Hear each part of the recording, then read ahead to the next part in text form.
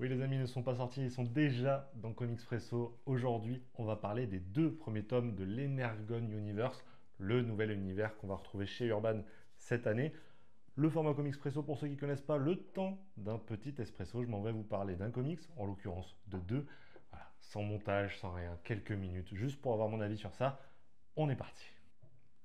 Et pour ceux qui ne savent pas du tout de quoi je parle quand je parle de l'Energon Universe, laissez-moi vous parler de Void Rivals et Transformers. Ouais, Transformers. Pour ceux qui ne le savent pas, Robert Kirkman et tout son label Skybound aux US a décidé de faire l'Energon Universe, un univers partagé avec notamment Transformers et G.I. Joe et plein de nouveaux personnages évidemment qu'on va retrouver déjà dans cet tome-là. Je vous en parle parce que Urban me les a envoyés en avance, j'ai pu les lire et je suis content de vous en parler parce que c'est quand même une grosse sortie. La preuve étant, Urban a décidé de mettre les bouchées doubles pour l'édition avec une toute nouvelle édition qui sera faite pour ces bouquins-là, pour cet univers-là. Regardez, avec cette petite bande derrière pour résumer l'histoire, avec le tome 1 de Transformers plein gaz. Donc Transformers, lui, c'est écrit par Daniel Warren Johnson. Rien que ça, avec, je ne sais pas si on va voir, mais des petits effets brillants. Voilà, vous les voyez, c'est juste trop trop beau. De son côté, Void Rivals, toujours avec ses effets brillants, eh ben, on va retrouver l'équipe créative qu'on connaît bien, Robert Kirkman, Lorenzo De Felici, hein, qui ont déjà travaillé ensemble, notamment sur Oblivion Song.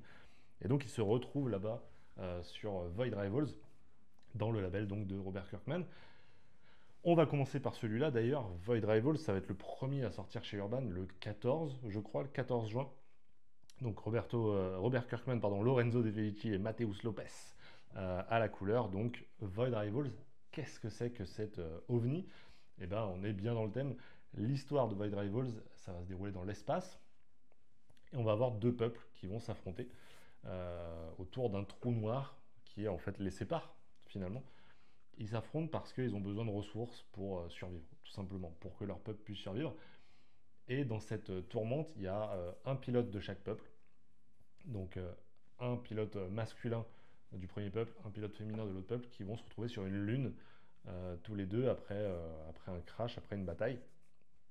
Et ils vont se rendre compte qu'ils vont devoir collaborer, voire même fusionner leur vaisseau pour pouvoir repartir de là. Ça a l'air d'un récit SF somme toute classique. Ça vous fera penser à plein de récits de SF qu'on a déjà lus. Mais ce qui fait que c'est un récit particulier, c'est comme je vous l'ai dit, c'est le lancement, le tout début de cet univers, de l'Energon Universe. Alors, au niveau du scénario, forcément c'est un peu faiblard. Je dis forcément, pas parce que j'aime pas Kirkman, loin de là, vous connaissez mon amour pour Invincible notamment, mais quand on connaît Kirkman, on sait aussi que la mise en place d'univers, c'est un peu long au début avec lui. Il veut faire beaucoup, et au début, c'est un peu feignant. En tout cas, si c'est feignant, c'est juste que ça prend son temps. Et en 6 numéros, puisque c'est donc 6 numéros qui seront à retrouver là-dedans, et c'est forcément, il se passe pas grand-chose. C'est un peu le problème. C'est-à-dire que on sent que les personnages ont quelque chose de plus profond que ce qu'on nous en montre. Mais pour l'instant, on prend ce qu'on a. L'univers, le lore, c'est pareil. On sent qu'il y a quelque chose à creuser. Et pour l'instant, c'est juste de l'exposition. Lorenzo Di Felici, par contre, lui, c'est un monstre. Dès le début, je vous mettrai quelques planches. Lui, voilà. Tu sais que quand il y a de l'action, il se régale. Quand c'est un peu plus plat, il se régale. Peut-être un peu plus de mal à dessiner des races aliens. Je trouve que c'est pas des paysans, mais en même temps, c'est peut-être la volonté aussi. Mais du coup, c'est déjà visuellement, c'est très agréable. C'est pas un bon récit de SF. On va pas se mentir. Voilà, c'est pas un bon récit de SF. Par contre, je pense que c'est un très bon début d'un début d'univers partagé. C'est-à-dire que Void Rivals a ce rôle de lancer l'univers en lançant lui-même la série Void Rivals. C'est-à-dire que c'est pas un tome unique qui va lancer l'univers, c'est un univers dans un univers, avec que des nouveaux persos quasiment. Donc, ça reste très compliqué. J'ai peur que Kirkman veuille introduire trop de nouveaux personnages via cette histoire-là, mais en même temps, si on veut un univers partagé, il va nous en falloir de nouveaux personnages. Donc, voilà, j'ai confiance dans le gars, Spoiler, des 2 tomes que j'ai lus, c'est pas mon préféré. On va aller sur Transformers directement. Et là, pour moi, c'est la grosse claque. Et ça, en fait, ça justifie déjà à lui tout seul le fait que on fasse un univers partagé.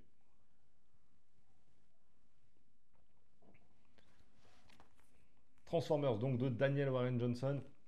Je ne vais pas vous faire l'affront de vous raconter l'histoire des Transformers, quoique peut-être qu'il y en a qui ne connaissent pas du tout. On va suivre. Donc les Transformers, c'est une race alien de robots qui peuvent se transformer. Vous connaissez déjà notamment 2 peuples, je pense. C'est ceux qui se font la guerre, tout simplement, les Autobots, menés par leur chef Optimus Prime, qui vont se transformer en véhicules automobiles. Et puis les Decepticons, qui eux vont se transformer en avions, qui sont un peu leur ennemi juré avec Megatron en chef de file. Ben, cette guerre, elle est encore une fois présente ici, sauf que on va nous raconter les débuts, puisque ce sont des humains qui vont découvrir les Transformers sur Terre et être bah, un peu sans le vouloir au cœur de cette guerre-là, quoi. Donc on va nous introduire des nouveaux personnages humains qui sont vraiment cool. Voilà, spoiler, on va avoir 2 jeunes, une fille et un jeune homme, et leurs pères respectifs. En gros, c'est ça. Les humains, ça va être eux. Trop intéressant. Vraiment, les personnages sont hyper intéressants. Surtout la fille, je trouve qu'elle n'a pas ce côté niaise qu'on pourrait retrouver, ou au contraire le côté très pur de l'humain. Au contraire, elle a vraiment de la profondeur, elle a vécu des choses et elle est prête à en découdre, quoi. Et ça fait plaisir. Voilà, les êtres humains ici, ils font plaisir. Les robots sont pas en reste non plus. Ils sont vraiment très intéressants. Je suis pas un grand connaisseur de l'univers Transformers. J'ai pas beaucoup découvert de nouveaux robots pour autant.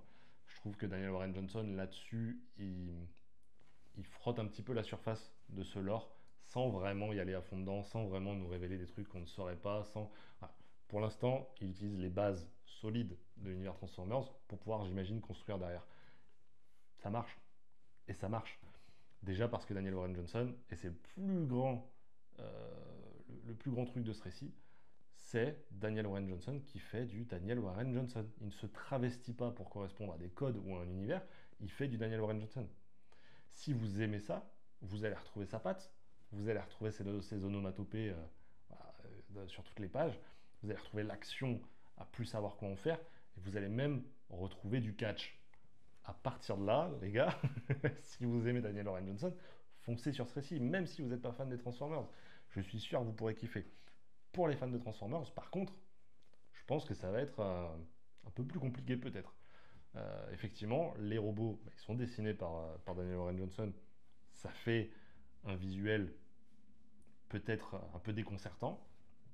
Et pareil, Optimus qui fait du catch, on n'a peut-être pas l'habitude. Voilà. Moi, je ne lis pas les comics de base. Je suis pas sûr qu'il en fasse beaucoup du catch Optimus Prime. Mais du coup, c'est très intéressant. C'est une vraie revisite de l'univers. En conclusion, moi je vous conseille Transformers dans tous les cas, mais forcément, je vous invite aussi à prendre Void Rivals parce qu'on va vouloir suivre cet univers-là. Ce que je reproche peut-être dans cette sortie-là, c'est que pour l'instant, on n'a pas vraiment de G.I. Joe. Il y a des petits clins d'œil qui sont faits, il y a des petits lancements, des petites perches à choper. Pour l'instant, rien de très concret. Il faudra attendre Cobra Commander et Duke qui sortiront chez Urban. Voilà, c'est déjà annoncé.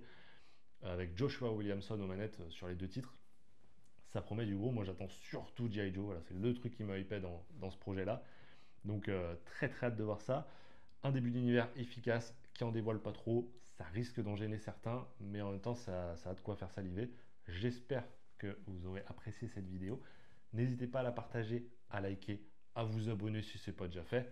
Nous, on se retrouve très bientôt pour une nouvelle vidéo, probablement plein de comics presso, des cafés grand format. Bref, suivez tout ça, il y a de quoi faire.